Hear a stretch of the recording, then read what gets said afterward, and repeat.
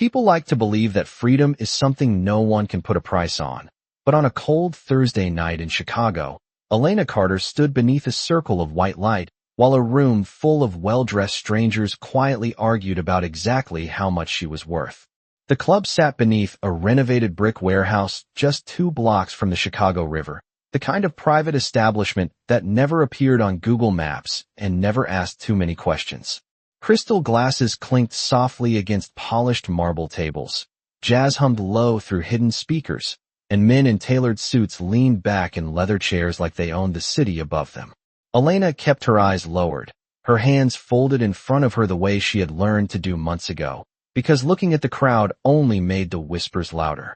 She could hear the bids moving across the room the way people discuss art at an auction.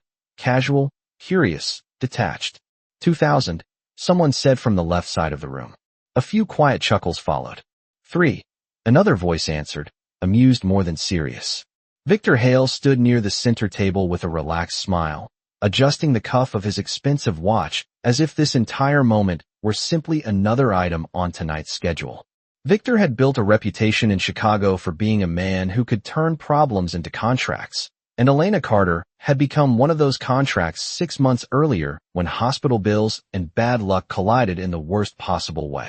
The spotlight above her felt hotter than it really was, and for a moment she imagined stepping backward into the shadows behind the stage, disappearing into the quiet corners of the room the way invisible people often did. But the spotlight followed her like a quiet reminder that invisibility was not something she owned tonight. For 1,000, another voice offered casually, followed by the faint scrape of a chair as someone leaned forward to look at her more closely. Victor chuckled under his breath, pleased with the rising interest. "Gentlemen," he said smoothly, spreading his hands, "let's keep things respectful. Miss Carter represents a very exclusive arrangement." Elena heard the word arrangement and felt the familiar tightening in her chest, but she kept her posture steady. Around the room, men studied her with curiosity rather than cruelty, as if she were a rare painting. They were trying to evaluate from across the gallery floor. The air smelled faintly of oak whiskey and expensive cologne. Outside, traffic rolled along Lake Street like nothing unusual was happening beneath the city. Victor lifted his hand slightly, ready to call the next bid, when a calm voice rose from the back of the room, quiet enough that no one noticed it at first. "Double the price," the stranger said. The words were not loud, but they carried through the room with a clarity that made every conversation stop at once. Chairs shifted. Heads turned. Victor's smile paused halfway across his face. Elena lifted her eyes for the first time that night and saw a tall man step forward from the darker corner near the bar, his black suit simple but perfectly fitted, his expression unreadable in the soft amber light. He didn't look at the other bidders. He looked directly at Victor Hale. Then he repeated the sentence with the same calm certainty. "Double the price," he said again. "I'm buying her freedom tonight." For several long seconds after the stranger finished speaking, the room seemed to forget how to breathe. Conversations that had filled the club moments earlier faded into a heavy silence that settled over the marble floor and leather chairs like a thick winter fog rolling off Lake Michigan. Victor Hale slowly lowered his hand, the polished metal of his watch catching the warm light as he studied the man who had just interrupted the evening.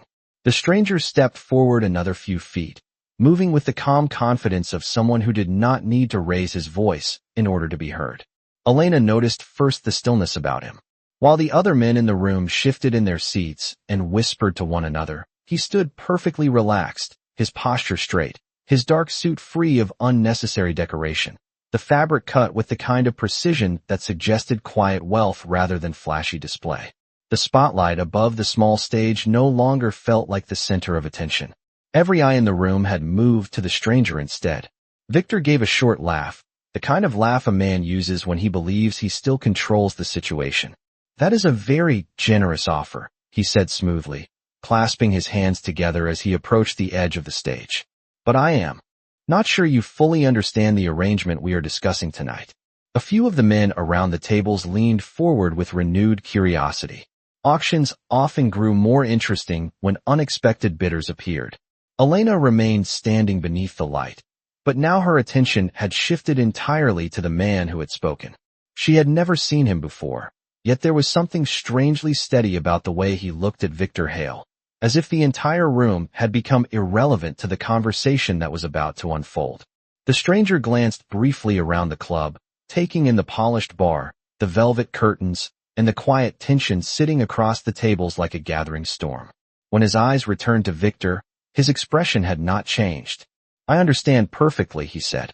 His voice carried easily across the room, calm and controlled, the way experienced negotiators often spoke during important deals. Victor tilted his head slightly, studying him more closely now. "And yet you arrived after the bidding began," Victor replied with a thin smile. "That usually means someone is trying to impress the room." A soft ripple of laughter moved across the tables, but the stranger did not react. He simply reached into the inside pocket of his jacket and removed a folded envelope, placing it gently on the nearest table as if he were setting down a menu. The movement was simple, but it shifted the atmosphere in the room. One of the men seated closest to the envelope leaned forward instinctively, curious about the quiet confidence behind the gesture. Elena noticed something then that she had not expected. The stranger had not looked at her again since speaking. Not once. He had not examined her the way the others had earlier. He had not evaluated her like a purchase or studied her like an item under glass. Instead, his attention remained fixed on Victor Hale, as though Elena herself were not the object of negotiation but the reason the negotiation existed. Victor tapped the table lightly with one finger, watching the envelope with interest before lifting his eyes again.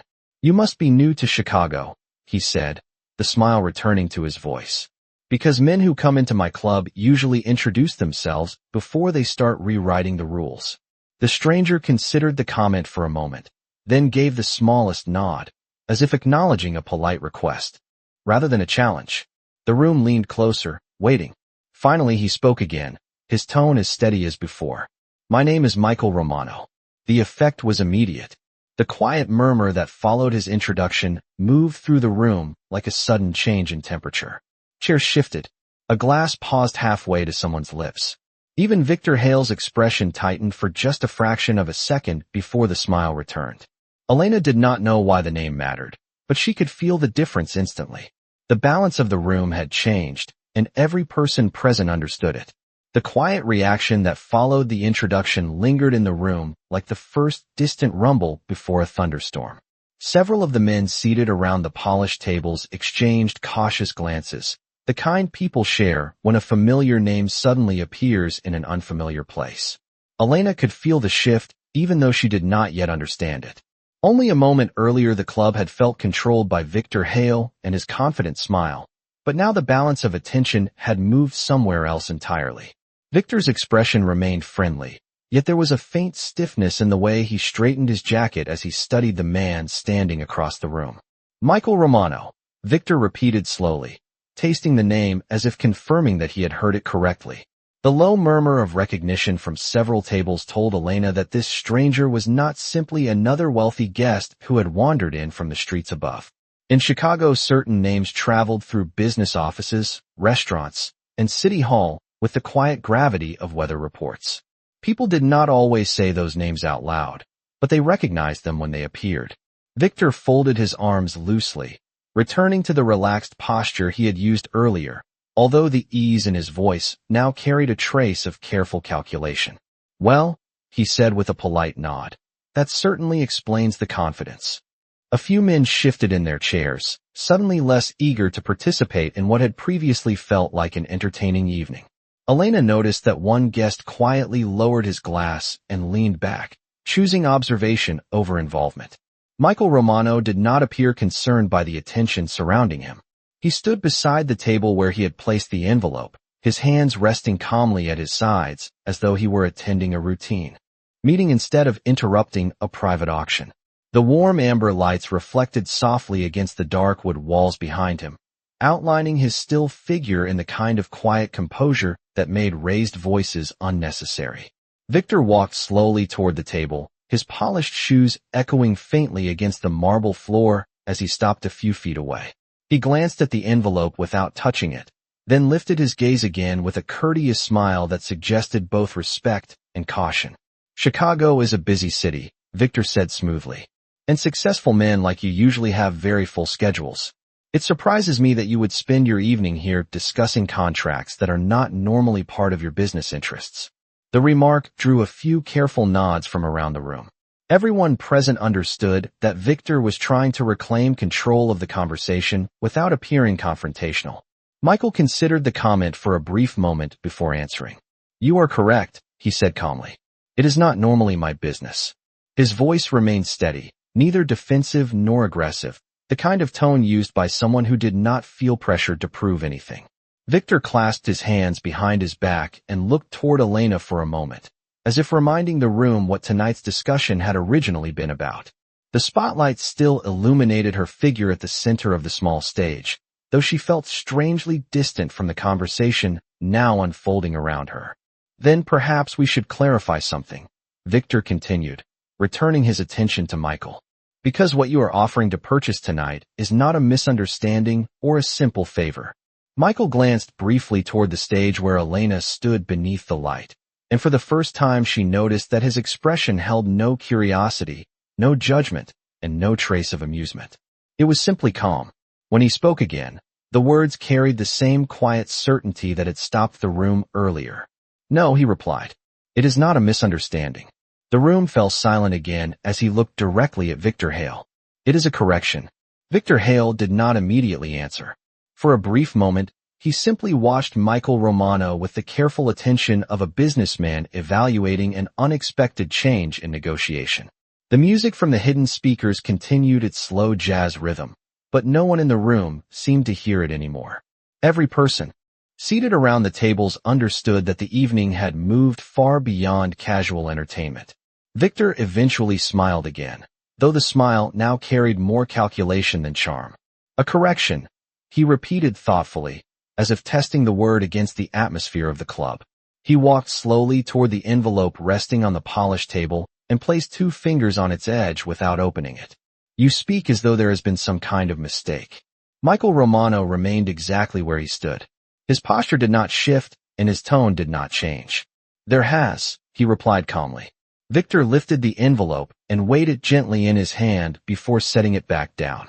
Several of the men in the room leaned forward with renewed curiosity. What had begun as a quiet auction now felt like something far more complicated, and nobody wanted to miss the outcome. Victor clasped his hands together again and turned slightly so that both Michael and the audience could see his expression. "Chicago has always been a city built on agreements," he said smoothly. "Contracts, negotiations, and partnerships. Everyone here tonight understands that. Miss Carter signed a legal document that placed her under my management until her debt is repaid. It is a simple financial arrangement." Elena heard her name spoken so calmly that it almost sounded harmless. The words contract and management floated across the room like polite business terms, yet she felt the weight behind them more clearly than anyone present. Michael listened without interruption. When Victor finished speaking, he stepped closer to the table and gently opened the envelope he had placed there earlier. Inside rested a single certified check. The numbers printed across the center reflected softly under the warm lights. Victor's eyes moved across the amount and paused. The room noticed the pause immediately. Someone near the bar whispered something under his breath. Victor slowly lifted the check between his fingers and studied it again as though confirming that the number had not changed. The smile he had worn throughout the evening returned, although this time it appeared thinner. "That is certainly a very generous interpretation of the word correction," he said quietly. "You are offering far more than the debt itself." Michael nodded once. "Yes." Victor tilted his head slightly, "which suggests that you are not simply settling a balance." He set the check back on the table and folded his arms, studying Michael more carefully now. "So I am curious," Victor continued. "Why involve yourself in a private agreement that does not concern you?" Michael looked briefly toward the small stage where Elena still stood beneath the white light. The distance between them was no more than 15 feet, yet the quiet attention of the room made the moment feel much larger. Elena noticed that his expression remained composed, almost thoughtful. When he turned back to Victor, his answer came without hesitation. "Because a contract should solve a problem," he said evenly, "not create one." The remark moved through the room with the quiet force of a dropped stone hitting still water. Several men shifted in their seats again. Victor watched him for another long moment before exhaling softly through his nose. You are a very confident man, Mr. Romano. Michael met his gaze without any visible tension. Confidence has nothing to do with it. Victor raised one eyebrow slightly. Then what does? Michael glanced once more toward Elena before speaking. Clarity. The single word hung in the air long enough for everyone present to understand that the evening had reached a point where the next decision would define the outcome. The word clarity lingered in the air long after Michael Romano finished speaking. No one in the room rushed to respond. Even the quiet jazz melody drifting from the speakers seemed to slow, as if the club itself were waiting for Victor Hale to decide how the evening would continue. Victor studied Michael carefully, the confident smile still resting on his face, but the easy rhythm of the night had changed. A few minutes earlier he had controlled the room with effortless charm.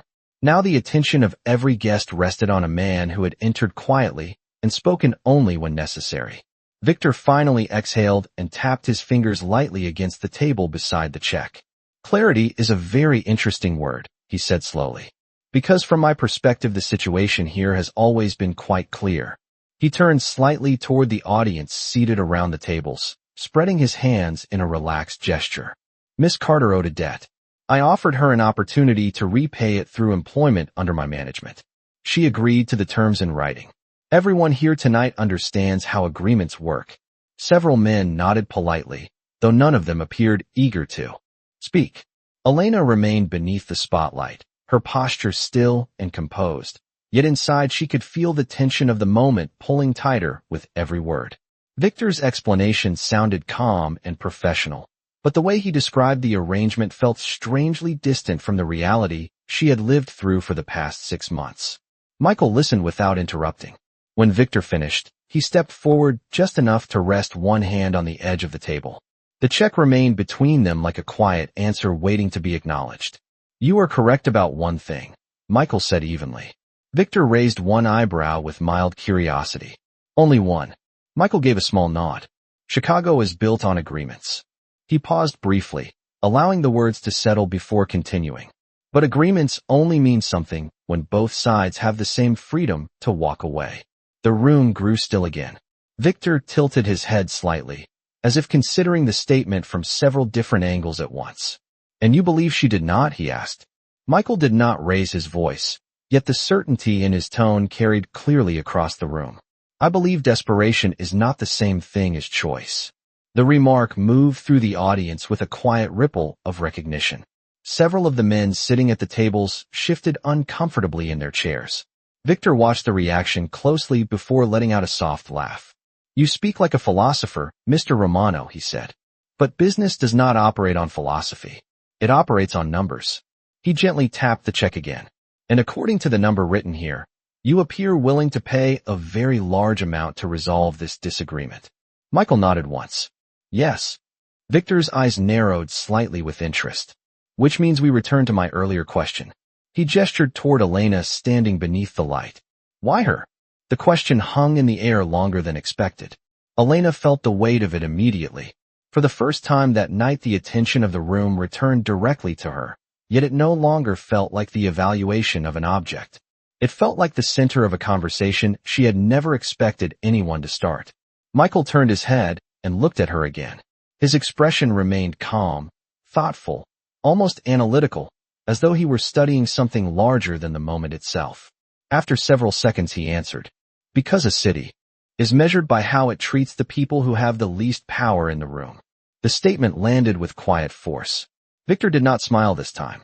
Instead he looked down at the check again, then back at Michael Romano, and for the first time since the evening began he hesitated before speaking. Victor Hale's hesitation did not last long, but everyone in the room noticed it. The club had grown so quiet that the faint hum of the air conditioning above the ceiling vents could now be heard between breaths.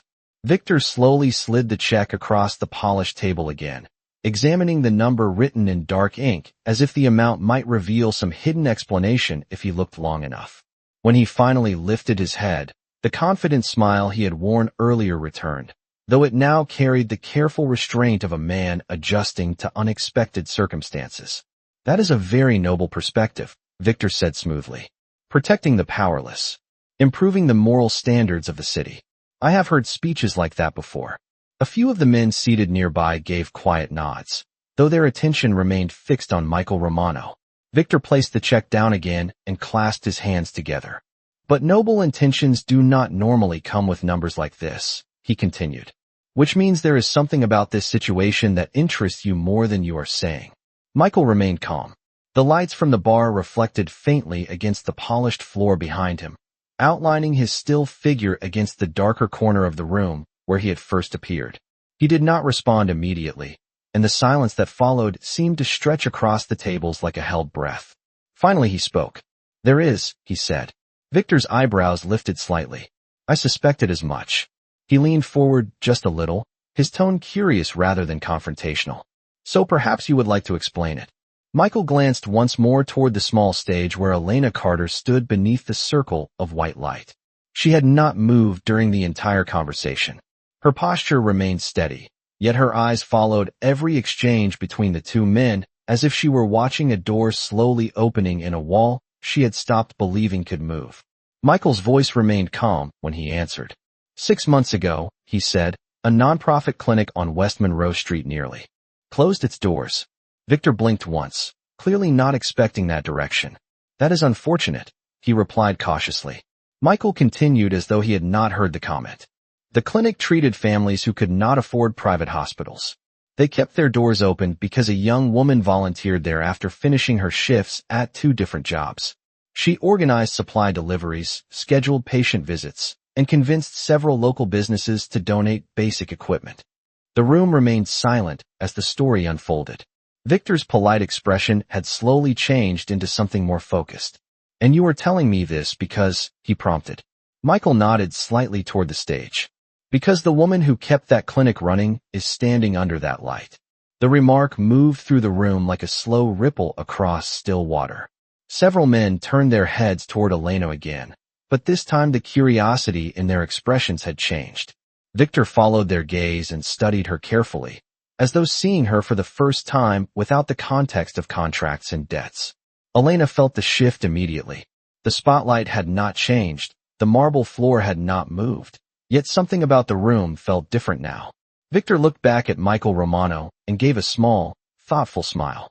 That is a very touching story, he said. But charitable volunteer work does not normally lead to private negotiations in underground clubs. Michael's answer came without hesitation. No, he agreed. But losing someone you love does. Victor's expression stilled. Michael spoke quietly, yet every word carried clearly through the room. Her mother died 3 months after the clinic nearly closed. The silence that followed was deeper than before. Victor glanced once more at the check resting on the table, and then at Elena beneath the light.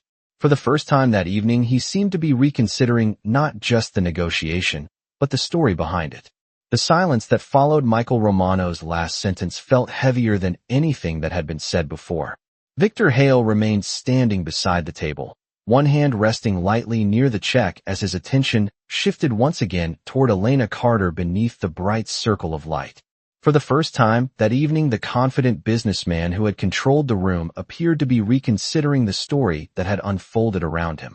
The guests seated throughout the club also turned their eyes toward the stage, but their expressions were no longer curious in the same casual way they had been earlier. Something about the atmosphere had changed, and everyone present could feel it even if they could not yet explain why. Victor eventually cleared his throat softly and straightened his jacket. Losing family is something many people in this city understand, he said with a measured calm that attempted to bring the conversation back into familiar territory. But hardship does not erase financial obligations. A few quiet nods appeared around the room, though none of the guests seemed eager to interrupt the unfolding exchange. Michael did not argue. Instead, he simply looked at Victor with the same steady expression he had carried since the beginning of the evening. You are correct, he said calmly. It does not. Victor seemed satisfied by the response for a moment. He gestured lightly toward the stage where Elena remained still beneath the light. Then perhaps we should return to the matter that brought us here tonight. The reminder carried the polite tone of someone attempting to restore order to a discussion that had drifted away from its original purpose. Victor reached down and picked up the check once more, examining the number written across it with careful attention. You have offered enough to settle her remaining debt several times over, he said, which suggests you are not simply interested in fairness. Michael did not look away. No, he answered quietly. Victor folded the check once and set it back on the table before stepping closer. Then let me ask you directly, he said. What exactly do you intend to gain from this arrangement? The question hung in the air for several seconds. Elena felt every pair of eyes return to the space between the two men as though the answer might change the direction of the entire evening. Michael finally turned his head toward the stage again. When he spoke, his voice remained calm, but the words carried a quiet certainty that made several guests shift in their seats. Nothing, he said. Victor frowned slightly. Nothing. Michael nodded once. Not everything in this city needs to produce a return. The remark caused a faint ripple of uneasy laughter among a few of the men seated farther from the stage. Victor, however, did not laugh. Instead, he studied Michael Romano with a long, thoughtful look before glancing once more toward Elena Carter. The bright spotlight continued to illuminate her figure against the darker background of the club, but now the scene felt less like a presentation and more like a moment suspended between two different possibilities.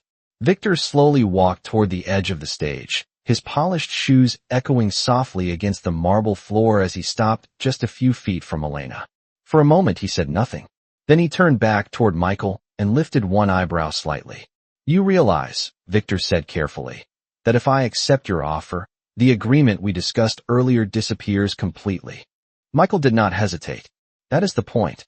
Victor looked from the check on the table to the man standing across the room, and then finally back to Elena beneath the light.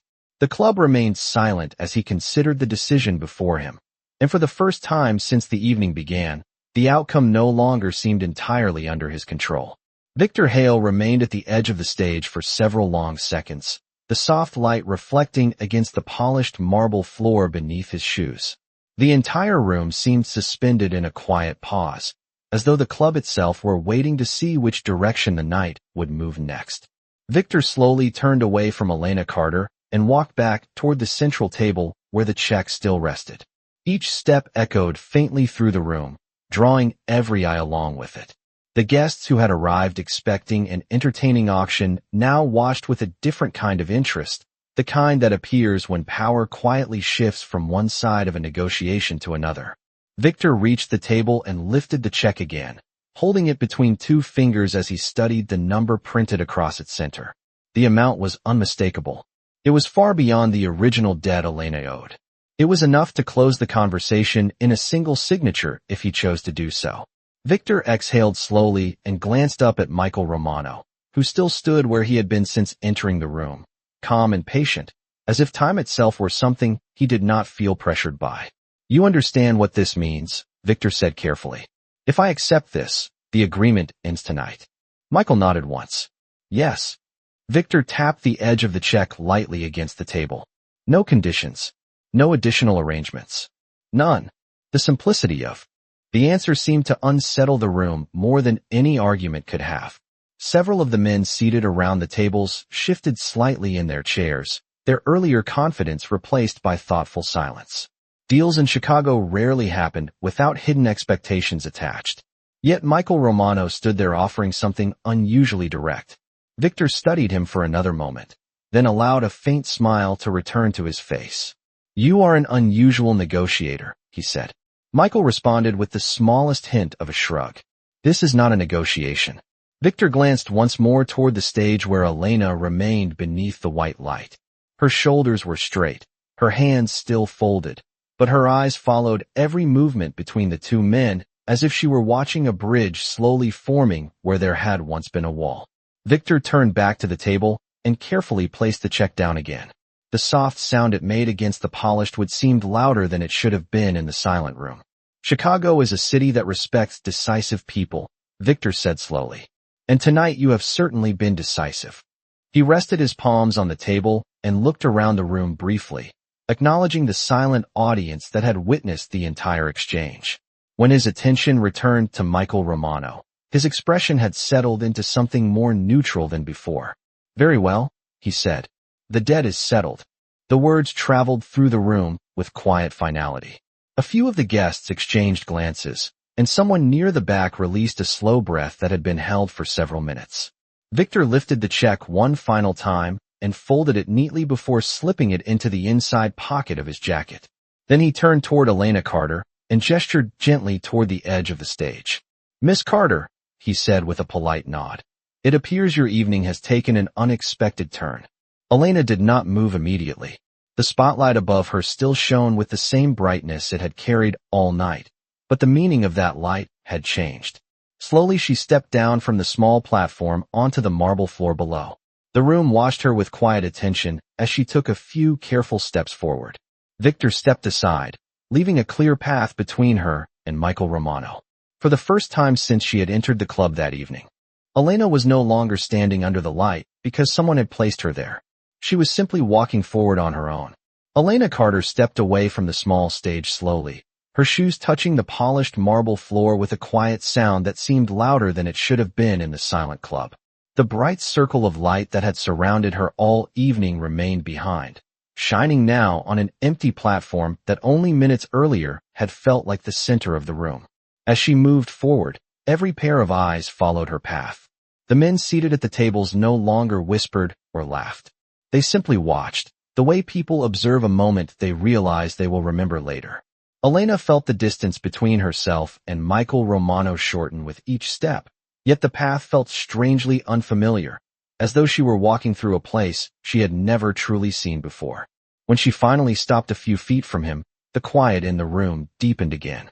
Michael looked at her with the same calm expression he had carried since the beginning of the evening. There was no expectation in his eyes, no impatience, and no sign that he believed anything had been owed in return for what had just happened. For several seconds neither of them spoke. Victor Hale remained near the table behind them, observing the scene with composed curiosity as though the outcome of the night had simply taken a more unusual direction than he had originally planned.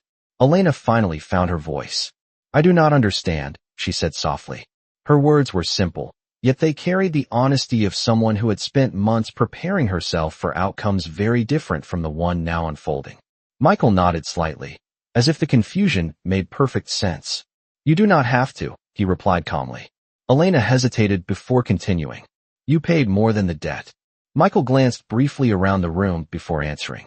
"Sometimes numbers are not the point." The remark drew a faint stir from the audience seated throughout the club. A few guests leaned back in their chairs again, their earlier tension replaced by thoughtful silence. Elena studied him for a moment, trying to understand the reasoning behind a decision that had just changed the direction of her life in a matter of minutes. "Why would you do that for someone you do not know?" she asked. Michael considered the question carefully.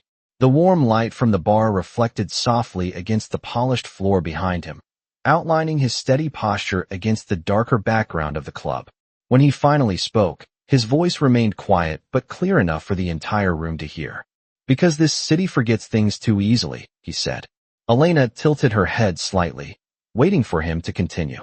Michael's gaze moved briefly across the tables where the silent audience remained seated. "It forgets that dignity is not something that can be measured on a ledger," he explained. The words settled gently across the room. Even Victor Hale seemed to listen with new attention. Elena lowered her eyes for a moment, as if absorbing the weight of the statement. For months her world had been reduced to numbers, agreements, and deadlines that seemed impossible to escape. Now the conversation standing in front of her sounded completely different from the language she had grown used to hearing. When she looked back up, Michael Romano had not moved. "You are free to leave," he said simply. The sentence carried no dramatic tone, yet it felt like the most important statement spoken all evening. Elena stood still for a moment longer, as though testing the meaning of the words in her mind.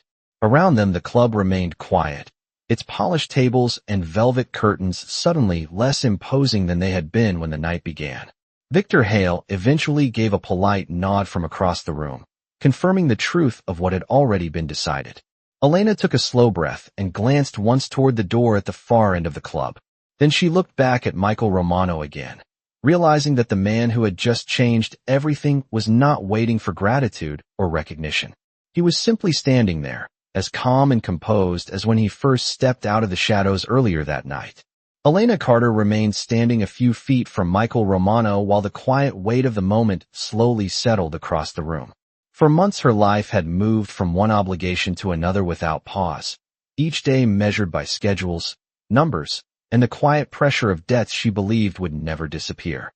Yet now the conversation around her had stopped, the agreement that once defined her future had vanished, and the man standing in front of her looked as though nothing extraordinary had happened at all. The contrast made the moment feel unreal. Elena glanced once more toward the door at the far end of the club. The hallway beyond it led to a staircase that reached the street above, where the noise of Chicago traffic would still be moving under the glow of streetlights and late-night restaurants. Freedom had always sounded like a large, dramatic idea when she imagined it during difficult nights, yet now it appeared to be something much quieter. It was simply a door that no one was stopping her from walking through. She turned back toward Michael Romano again, studying him carefully. "You are not asking for anything," she said slowly, as if testing the sentence to be certain she understood it correctly. Michael shook his head once. "No," Elena hesitated. "Not even a promise?" Michael considered the question for a moment before answering. "A promise should only be made when someone chooses it freely," he said calmly. The words carried the same steady tone he had used all evening, yet now they seemed to reach the listeners in the room differently. Several of the guests seated at the tables exchanged thoughtful looks. What had begun as a private arrangement had quietly turned into something resembling a lesson none of them had expected to hear. Elena lowered her gaze briefly, absorbing the simplicity of the answer. For months, she had been surrounded by agreements that required signatures, deadlines, and obligations written in legal language. Now the man who had just erased the largest burden she carried was speaking as if the only thing that mattered was her ability to choose her next step. She looked back up again. "Then why stay?" she asked. Michael glanced toward the door she had looked at earlier, then returned his attention to her. "Because sometimes people need a moment to believe something has actually changed," he replied. Victor Hale, who had remained near the central table throughout the exchange, allowed himself a small, thoughtful smile. He had seen many negotiations unfold in his club over the years, but very few had ended in silence instead of celebration. He stepped forward slightly and spoke with a polite calm that matched the tone of the room. "Miss Carter," he said, "the evening is no longer about business." Elena nodded faintly, acknowledging the statement. Without looking away from Michael Romano, the room remained quiet, yet the tension that had filled it earlier had begun to fade. Some of the guests leaned back into their chairs again, while others simply watched with quiet curiosity. Elena finally took a slow breath and turned toward the door once more. This time the distance between her and the exit no longer felt uncertain. She walked a few steps forward, then paused and looked back over her shoulder. Michael Romano had not moved. His posture remained relaxed, his expression calm, as if the most important part of the evening had already passed. Elena studied him for one last moment before speaking softly. "Thank you," she said. Michael nodded once, the gesture simple and almost understated. Elena turned again and continued walking toward the door, her footsteps echoing lightly against the marble floor as the quiet room watched her leave behind the place where her life had almost taken a very different path. The door at the end of the club closed softly behind Elena Carter, and the quiet click of the latch echoed longer than anyone expected. For a few seconds no one in the room moved. The soft jazz music that had been playing throughout the night continued drifting from the speakers, but it sounded distant now, almost as if it belonged to a different place entirely. Michael Romano remained where he stood near the table, his posture relaxed, his expression unchanged. Around him the guests slowly began to shift in their seats again, adjusting jackets, lifting glasses, and exchanging the cautious glances people share after witnessing something unusual. Victor Hale watched the closed door for a moment before turning back toward Michael with a thoughtful look that replaced the confident smile he had worn earlier in the evening. "You understand," Victor said calmly, "that most men who come into my club do not walk away having spent that kind of money without expecting something in return." Michael looked toward the door once more before answering. "Most men are not trying to change anything," he replied.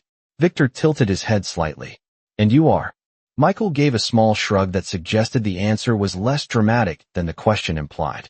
"Sometimes a city only needs a reminder," he said. Victor studied him carefully, as if trying to decide whether the remark was sincere or simply another strategic move.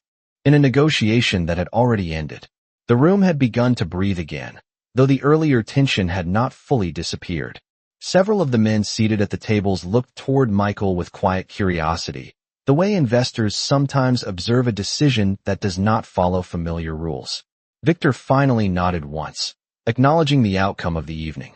"Well," he said, clasping his hands together. "Chicago has always appreciated memorable gestures." Michael did not respond immediately. Instead, he turned slightly toward the bar where the dim lights reflected off rows of polished glass bottles. For a moment, he seemed less like a man who had just concluded a serious negotiation and more like someone considering whether the night had ended exactly the way he expected. Victor walked back toward the central table and rested one hand on the polished surface where the check had sat earlier. "You have changed the conversation in this room," he said after a moment. Michael glanced back at him. "Conversations change all the time," he replied quietly. Victor allowed a faint smile to return. "Perhaps," he said, "but not many people can shift one this quickly." Around them, the guests began to rise slowly from their seats, the quiet atmosphere gradually returning to the relaxed tone the club had carried earlier in the evening. Yet something about the room felt different now.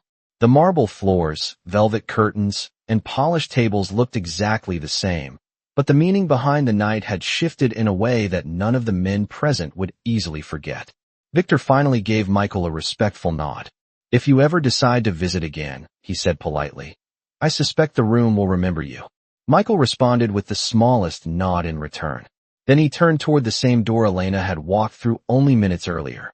Without another word, he crossed the marble floor and stepped into the hallway beyond, leaving behind a quiet room full of men who would spend the rest of the evening trying to understand exactly what they had just witnessed. The hallway beyond the club was quieter than the room Michael Romano had just left behind. Soft ceiling lights stretched down the narrow corridor, reflecting faintly off the dark wooden panels that lined the walls. Somewhere above, the distant rumble of late-night Chicago traffic moved steadily through the streets, reminding anyone who stepped outside that the city never truly slept. Michael walked toward the staircase at an unhurried pace, his footsteps steady against the polished floor. Halfway down the corridor, he noticed Elena Carter standing near the exit door that led to the street. She had stopped just inside the entrance, her hand resting lightly on the metal handle as if she had been deciding whether to step outside immediately or simply pause for a moment to absorb the silence. When she heard his footsteps, she turned around. The tension that had filled her expression earlier in the night had softened slightly, though her eyes still carried the cautious disbelief of someone whose life had changed too quickly to fully understand. For a moment, neither of them spoke. The quiet hallway seemed far removed from the velvet curtains and marble tables of the club behind them. Finally, Elena broke the silence. "I thought you were staying," she said gently. Michael gave a small shake of his head. "My part in the evening was finished." Elena studied him carefully, as if she were still trying to understand why someone with his presence and reputation had chosen to involve himself in a situation that had nothing to do with his own interests. "Most people would have left much earlier," she said. Michael gave a faint smile that appeared and disappeared almost instantly. Most people did not see the entire story. Elena looked down briefly before speaking again. "You knew about the clinic," she said quietly. Michael nodded. "A friend of mine helped fund some of the equipment donations last year. Your name appeared on the volunteer records more than anyone else's." Elena seemed surprised by the answer. For months she had believed that the work she did there had gone almost completely unnoticed. "It was not important," she said softly. Michael leaned lightly against the wall beside the staircase, his voice calm as always. "It was important to the people who needed help." The hallway grew quiet again. Elena slowly opened the door and a cool breeze from the Chicago night drifted inside, carrying the faint sounds of passing cars and distant conversations from the street. For the first time since the evening began, the air felt fresh. She stepped outside onto the sidewalk and looked up at the city lights reflecting against the glass towers in the distance. When Michael joined her a moment later, the street appeared almost peaceful compared to the heavy atmosphere they had left behind. Elena glanced toward him again. "You really expect nothing in return?" she said. Michael looked down the quiet block before answering. "People should not have to repay kindness with obligation." Elena considered the statement carefully. For the first time that night, she allowed herself to breathe without the quiet pressure that had followed her for months. The city around them continued moving, taxis passing beneath yellow streetlights, pedestrians walking along the sidewalks, and somewhere in the distance the sound of a train echoed across the elevated tracks. Elena finally turned toward the direction of the clinic she once volunteered at, the place she had not visited since everything changed. She looked back at Michael Romano one last time and gave him a small, sincere nod before beginning to walk down the street, this time with a future that no longer belonged to anyone else. The night air along the quiet Chicago street carried the steady rhythm of a city that had never learned how to pause. Cars rolled past under long rows of yellow streetlights, their reflections stretching across the damp pavement, while distant voices drifted from late-night restaurants still open several blocks away. Elena Carter continued walking along the sidewalk at a calm but thoughtful pace, her footsteps light against the concrete as she passed dark storefront windows and the glowing entrance of a corner diner that had been serving coffee to night shift workers for decades. For the first time in many months, the direction of her steps was entirely her own choice. She slowed near an intersection and paused beside a streetlight, looking up at the skyline that rose beyond the surrounding buildings. The glass towers reflected the glow of the city in long, shimmering patterns that seemed almost unreal compared to the quiet struggle she had lived through during the past year. Behind her, Michael Romano remained standing near the entrance to the narrow stairway that led back down to the club. He had not followed closely, nor had he tried to guide her path. Instead, he simply watched from a distance, the calm presence he had carried throughout the evening unchanged even now that the negotiation had ended. Elena eventually turned and looked back toward him across the empty stretch of sidewalk. For a moment, neither of them moved. The distance between them felt symbolic of the strange connection that had formed during the night, one built not on obligation or agreement, but on a single decision made at the right moment. Elena walked back a few steps until they stood within quiet speaking distance again. "What will you do now?" she asked softly. Michael glanced briefly toward the city skyline before answering. "The same thing I was doing before tonight," he said.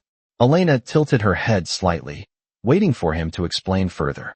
Michael's expression carried a faint, thoughtful calm as he continued. "Running businesses, solving problems, listening to conversations that most people think are only about numbers."